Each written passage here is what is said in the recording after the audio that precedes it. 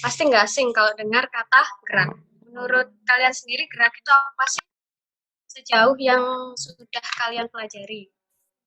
Perpindahan tempat nggak sih, Kak?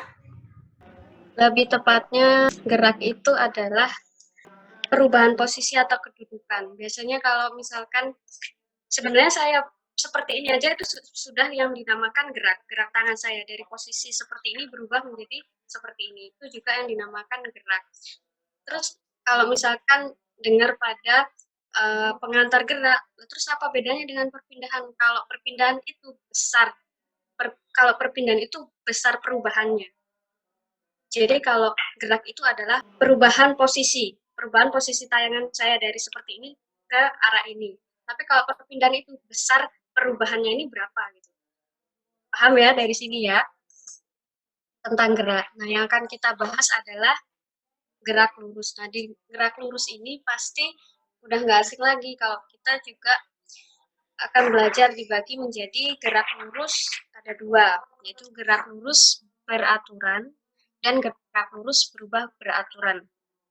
Apanya sih yang sebenarnya berubah? Sebenarnya yang berubah adalah pada kecepatannya. Jadi kalau pada GLB itu kecepatannya tidak berubah atau tetap atau konstan. Jadi seandainya mobil bergerak dengan kecepatan 30 sampai menuju ke Surabaya. Jadi dari tempat dia bergerak sampai ke Surabaya dia menggunakan kecepatan 30 meter per second misalnya seperti itu. Tapi berbeda kalau pada GLBP. Kecepatannya itu berubah misalkan dari 30 ke 40 atau sebaliknya. Nah, ciri utama dari GLB itu adalah kecepatan konstan sehingga A sama dengan 0. A itu apa? Percepatan. Kenapa kok percepatannya sama dengan 0? Nanti kita akan lihat di penjelasan rumusnya. Kemudian untuk GLBB, ciri utama adalah kecepatan berubah seperti yang saya jelaskan tadi dan percepatannya tidak sama dengan 0. Paham ya dari sini? Kemudian untuk rumus dasar GLB itu pasti sudah tidak asing lagi. Yang namanya kecepatan atau velocity biasanya.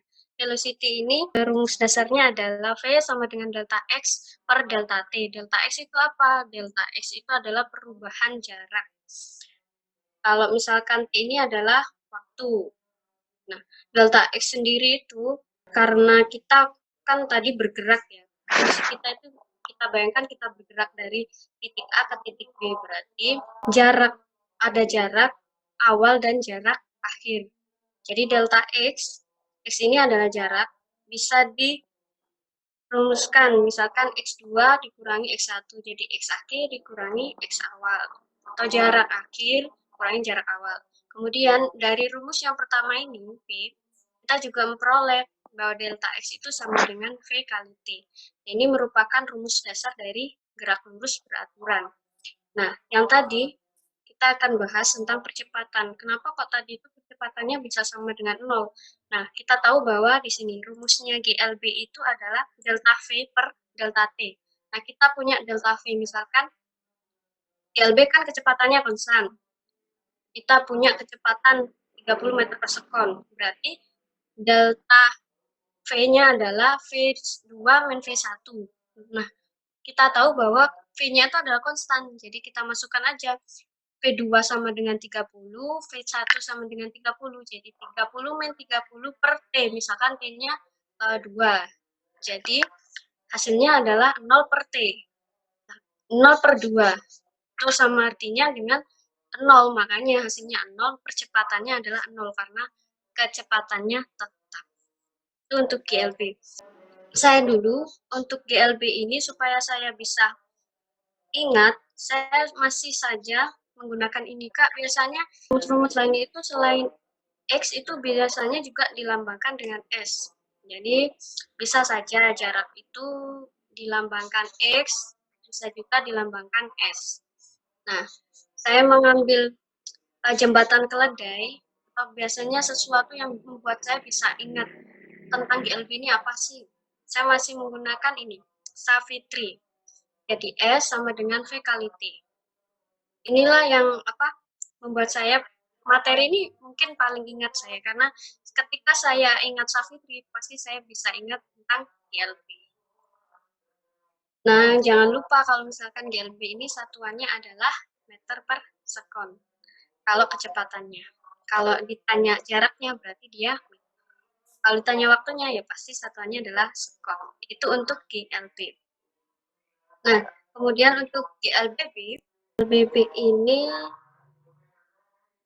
ada 3 rumus dasar, yaitu yang pertama untuk mencari VT sama dengan V0 plus minus A kali T. Kemudian untuk S, ini mencari jarak tadi, itu sama dengan V0 kali T plus minus setengah AT kuadrat. Nah, kalau untuk rumus VT kuadrat sama dengan V0 kuadrat plus minus 2AS. Nah, pada GLBB ini dibagi menjadi dua. Kenapa kok ada plus minus? Karena kalau yang plus itu dia mengalami GLBB dipercepat. Jadi misalkan gerak lurus berubah beraturan, kecepatannya berubah beraturan, misalkan dari 30 ke 40, terus naik lagi, itu namanya GLBB dipercepat, artinya kecepatannya itu berubah beraturan lebih besar. Kalau misalkan GLBB diperlambat, itu artinya kecepatannya berubah beraturan tapi semakin lambat, misalkan dari 20 ke 10, terus ke 5, seperti itu. Jadi kenapa kok dilambangkan minus? Karena dia mengalami perlambatan. Jadi diingat-ingat kalau GLBB itu juga masih dibagi menjadi dua, yaitu GLBB dipercepat dan GLBB diperlambat. Tinggal rumusnya sama, tapi hanya tanda plus minusnya aja yang berbeda. Itu untuk GLBB. Terus dalam gerak lurus itu juga ada yang namanya gerak jatuh bebas. Gerak jatuh bebas kok bisa masuk gerak lurus? Coba kita bayangkan seperti apa yang dibayangkan Newton waktu buah apel jatuh. Nah, itu kan pasti jatuhnya searah vertikal. Jadi lintasannya berupa garis lurus. Tapi yang membedakan adalah di sini. Kalau gerak jatuh bebas, itu cirinya adalah V0 sama dengan 0. Kemudian untuk A atau percepatannya itu menggunakan percepatan gravitasi.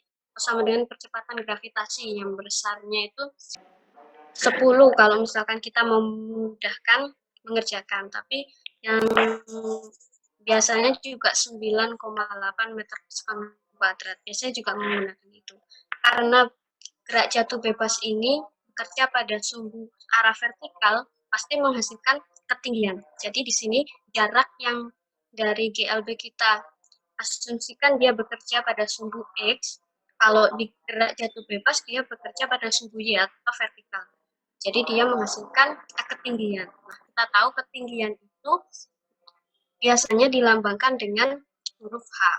Nah, jadi untuk rumus gerak jatuh bebas itu ada 3 ini. Yang pertama adalah VT sama dengan GT. Kita ambil ini dari rumus GLBB tadi. VT sama dengan V0 plus AT. Tapi kita tahu A-nya kan sama dengan G, jadi kita ganti aja. Nah, tapi kok hanya hasilnya VT sama dengan GT aja? Nah, kita ingat rumus atau ciri-ciri dari gerak jatuh bebas bahwa V0-nya adalah 0. Jadi kecepatan awalnya itu 0, dia tidak memiliki kecepatan awal. Kita masukkan aja VT sama dengan V0 plus AT atau GT kan ya. Nah, jadi karena tidak ada kecepatan awal, jadi langsung aja VT sama dengan GT. Tuh.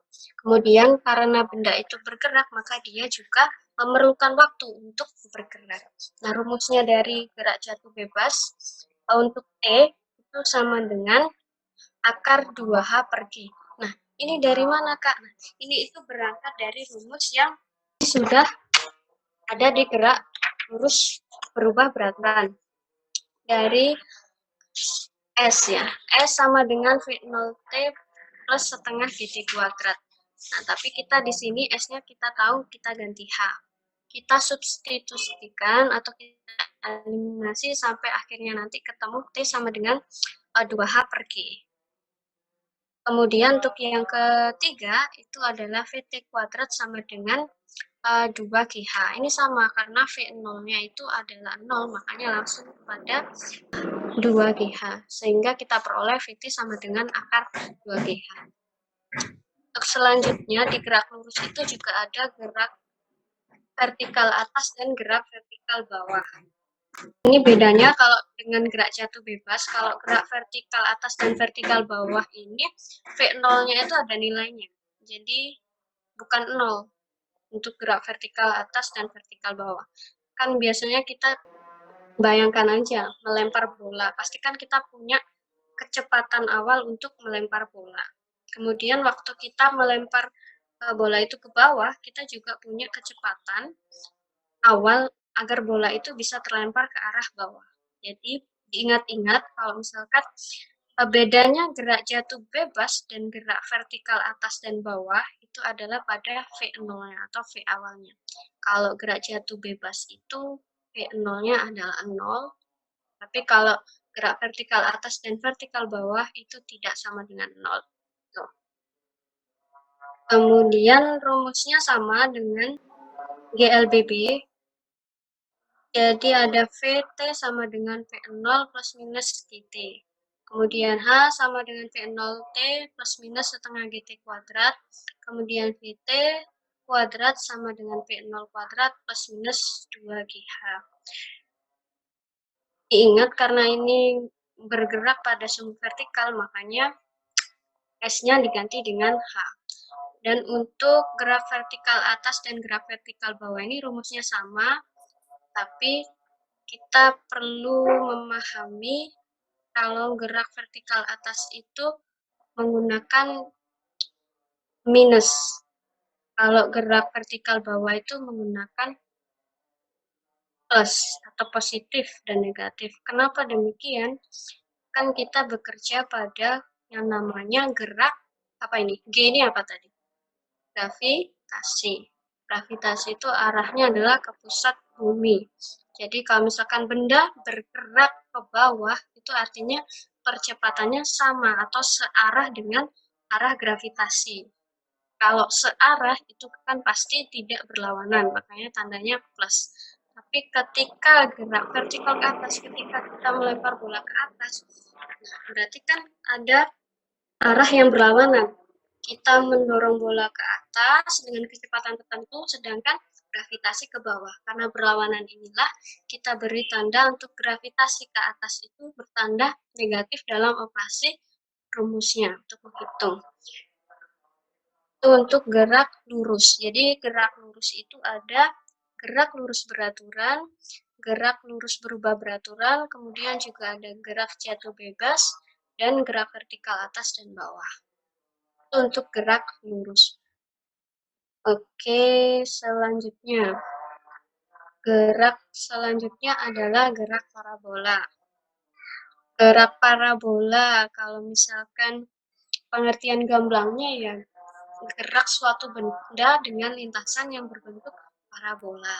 Nah, parabola kan kita tahu bahwa parabola itu kebanyakan digambarkan setengah lingkaran. Padahal sebenarnya tidak selalu seperti itu. Misalkan kita melempar bola ke ring basket, bentuk lintasannya itu kan tidak murni setengah lingkaran, tapi seperti setengahnya lagi dari setengah lingkaran. Jadi tidak bentuk setengah lingkaran persis. Itulah yang dinamakan gerak parabola, yang ada kombinasi atau kerjasama dari gerak pada GLB dan GLBP. Jadi bisa dikatakan juga kalau gerak parabola itu adalah gerak gabungan dari gerak lurus beraturan dan gerak lurus berubah beraturan. Nah, kombinasinya seperti apa? Seperti pada sumbu X dan sumbu Y. Kita bayangkan di depan kita itu ada sumbu X dan sumbu Y yang apa namanya berbentuk pada seperti biasanya sumbu Y ke atas, sumbu X ke samping. Kemudian kita tarik garis lengkung, itu merupakan gerak parabola. Jadi di pada Y itu berlaku GLBB, pada sumbu X itu berlaku GLB. Yang perlu diingat. Kemudian percepatan yang digunakan pada gerak parabola itu juga percepatan gravitasi. Kenapa? Karena kan pada saat benda dilempar ke atas, itu pasti ada gaya tarik dari gravitasi itu sendiri. Jadi makanya rumus dari gerak parabola itu percepatannya juga diganti dengan seperti itu. Mungkin kita bisa lihat ini adalah rumus dasar dari gerak parabola. Banyak ya. Sebenarnya sih sama dengan gerak lurus karena mereka ini masih istilahnya satu saudara gitu. Jadi setidaknya mereka juga masih berhubungan dengan kecepatan, waktu, kemudian percepatan, seperti itu. Tapi kalau yang di rumus gerak parabola, ini lebih dibedakan. Kalau misalkan uh, untuk mencari posisi pada gerak parabola itu sama dengan X, V sama dengan V0 cos alpha T. Kemudian Y sama dengan V0 T sin alpha plus minus T kuadrat. Nah, kan tadi sudah saya jelaskan kalau misalkan gerak parabola itu gabungan dari gerak dari sumbu X dan sumbu Y, di mana sumbu X ini berlaku GLB dan di sumbu Y ini tadi berlaku GLBB. Kita masih ingat kan rumusnya jarak pada gerak lurus, yaitu Savitri atau bisa dibilang seperti itu, atau S sama dengan V0 kali T. Tapi kenapa di sini ada cos alfanya? Nah, kita harus ingat bahwa jika benda dilempar dengan lintasan parabola, dia pasti akan membentuk sudut. Jadi perbedaannya gerak parabola itu adalah gerak yang juga memiliki sudut. Karena dia membentuk sudut inilah kita memasukkannya dalam perhitungan rumus. Nah, yang di sumbu X kita gunakan cos alpha, jadi sudutnya itu berapa. Kemudian kalau di sumbu Y itu kita gunakan sin alpha untuk mencari posisi. Kemudian kalau untuk mencari kecepatan gerak parabola, misalkan disuruh mencari kecepatan pada sumbu X, berarti V0 cos alpha. Kemudian pada sumbu Y itu V0 sin alpha plus minus GT. Kemudian untuk arahnya sendiri itu kita gunakan tan alpha, yaitu Vy per Vx. Jadi nilai dari kecepatan di sumbu Y dan di sumbu X. Kemudian untuk waktu, kita ingat kalau benda bergerak pasti memerlukan waktu. Berarti untuk T pada Ymax. Ymax ini apa sih, Kak? Itu ketinggian maksimum pada gerak parabola. Kemudian kalau Tx max ini berarti jangkauan terjauh yang dicapai benda pada saat bergerak parabola ini. Untuk mencarinya adalah kalau untuk Ymax-nya V0 sin alpha per G. Kemudian kalau X max-nya adalah 2 V0 sin alpha per G. Pasti sudah tidak asing kan dengan rumus-rumus ini. Mungkin kakak cuma mengingatkan aja ya. Terus untuk Ymax sendiri itu dicari dengan rumus V0 kuadrat sin kuadrat alpha per 2G, kemudian X-nya sama dengan V0 kuadrat sin 2 alpha per G. Jadi kalau misalkan di gerak parabola, kita juga harus ingat sudut-sudut, perhitungan sudut-sudut di trigonometrinya itu seperti apa. Untuk gerak parabola.